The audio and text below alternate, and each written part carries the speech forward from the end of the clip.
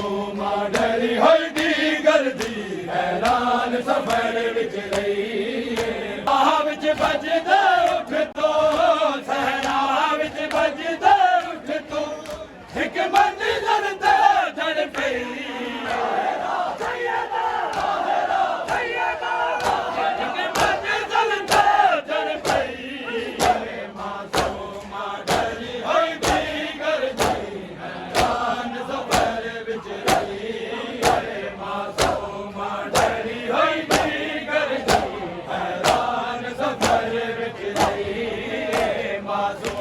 ਡਰੀ ਹੋਈ ਦੀਗਰ ਦੀ ਹੈਰਾਨ ਸਫਰ ਵਿੱਚ ਰਹੀ ਹਾਲ ਕਰੀ ਆਦੋ ਬਰਜਨ ਮਮਨੂਨ ਕਦੀ ਮੈਦਾਨ ਬਹਾ ਕੁਝ ਖਿਆਲ ਕਰੀ ਆਦੋ ਬਰਜਨ ਮਮਨੂਨ ਕਦੀ ਮੈਦਾਨ ਬਹਾ ਇੱਕੋ ਹੱਥ ਨਾਲ ਆਵੇ ਪੁੱਤਰ ਨਹੀਂ ਇੱਕੋ ਹੱਥ ਨਾਲ